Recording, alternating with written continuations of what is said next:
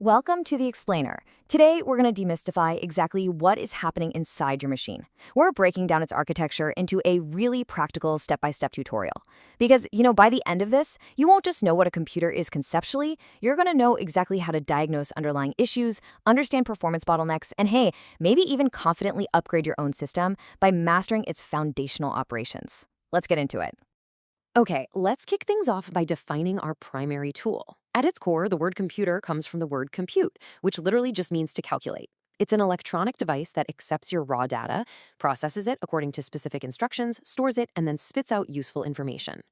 To put that scale into perspective, a modern computer is executing billions, yes, billions, of tiny mathematical calculations every single second, just to do something as incredibly simple as smoothly moving your mouse cursor across the screen. Today, we're learning exactly how to command this immense power. Before we start our actual step-by-step tutorial, we absolutely have to establish our foundation, and that's the divide between hardware and software. Every single machine relies on these two distinct elements. Hardware, well, that's the physical, tangible stuff, your keyboard, your mouse, the actual microchips inside. Software, on the other hand, is entirely invisible. It's the coded instructions like Windows, your word processor, or your web browser that dictate exactly what the hardware should be doing. It's kind of like hardware is the body and software is the mind. So, practically speaking, if your laptop screen is physically cracked, that's a hardware issue. But if your application keeps crashing while you're typing, you're looking at a software problem.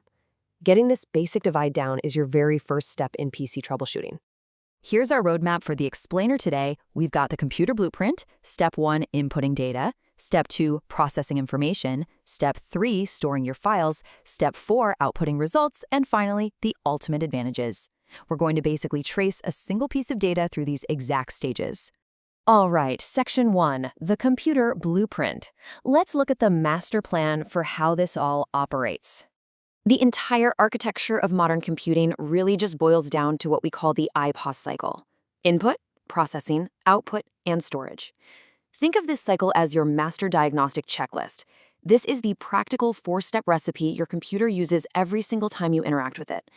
Whether you're rendering some crazy 3D video game environment or just typing a single word, your machine is rapidly executing this exact blueprint. For our tutorial today, we're going to trace the exact journey of the word hello, from your fingertips all the way to permanent storage and display, so you can really see the cycle in action. Moving to Section 2, Step 1, inputting data. Let's see how we actually get our information into the machine. So the absolute crucial point here is that without input tools, the computer is totally blind and isolated. It just can't receive information. To command your machine, you have to use an input device, which basically acts as a mechanical to digital translator. You use a keyboard to type letters. When you press the keys to spell HELLO, a physical switch closes, and boom, it sends a specific electrical signal, raw binary data, directly into the system. You use a mouse to select things, or a scanner to convert physical paper into digital pixels. As a practical troubleshooting tip for you, if your system isn't registering your commands, the IPO cycle tells us to check the physical hardware connection of these input devices first, and then check the software driver responsible for translating that physical click into binary code. Section 3, Step 2, processing information. Once we've inputted our word, what happens next? Well, this is where the central processing unit, or CPU, takes over. This tiny little chip is the brain of the computer, processing all your instructions. Inside the CPU, we actually have three main departments working together. First up, the control unit. This acts like a super efficient traffic cop, directing the flow of your incoming hello data and coordinating exactly where it needs to go next. Second, the arithmetic logic unit, or ALU, handles the heavy lifting, mathematical calculations, or logical comparisons. And third, a memory unit temporarily holds your data while it's actively being worked on. When you're buying a new computer and you check its gigahertz rating, what you're actually looking at is how incredibly fast this exact CPU cycle happens. A 3 gigahertz processor is running 3 billion processing cycles every single second just to instantly make sense of your raw import. Mind-blowing, right? All right, Section 4, Step 3, storing your files. Now that our hello data is processed, we got to keep it safe. Memory inside your system is strictly divided into two camps, primary and secondary. Primary memory is directly and instantly accessed by the CPU. This includes your RAM, which is incredibly fast but completely volatile. Meaning, if you pull the plug on your computer right now, anything sitting in RAM is gone forever. ROM is also primary, holding the permanent startup instructions that essentially wake the machine up. But here is a super practical rule of thumb for managing your machine. If your computer slows to an absolute crawl when you have, say, 20 web browser tabs open, your CPU is probably totally fine. You've just run out of primary memory, your RAM. The system is just struggling to hold on to all that temporary data. So, to keep your newly typed hello document safe for tomorrow, you absolutely must save it to secondary memory, which is non-volatile and permanent. Now, when choosing that permanent secondary memory, you're usually picking between a hard disk drive and a solid-state drive. An HDD is the traditional route. It stores massive amounts of data pretty cheaply using a physical spinning magnetic platter. But if you want a massive performance upgrade, going with a solid-state drive, or SSD, is 100% the way to go. SSDs use flash memory.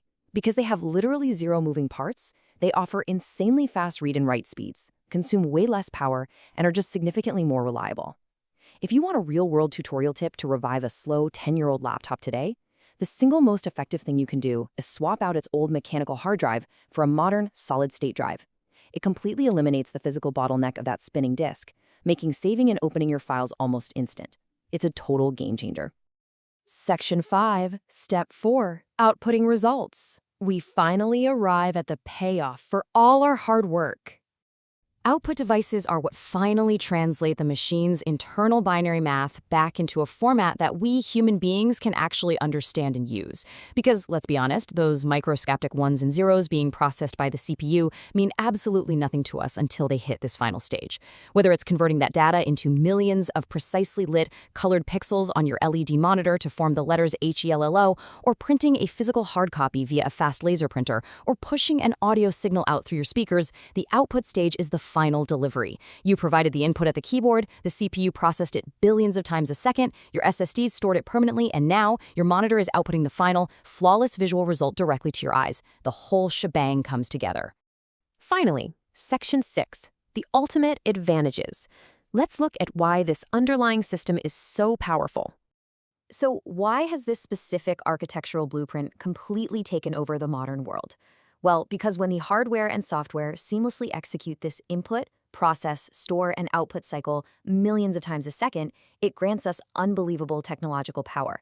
It gives us flawless accuracy. Computers simply do not make calculation errors unless the human input is wrong to begin with. It provides massive storage capacity, holding literally entire libraries of high-definition data on a tiny flash drive. But most importantly, it creates the perfect illusion of multitasking. The IPO cycle happens so phenomenally fast that you can stream high-quality music, type out a complex document, and download a massive file all at the exact same time without missing a beat. So, we leave you with the ultimate formula, the IPO cycle.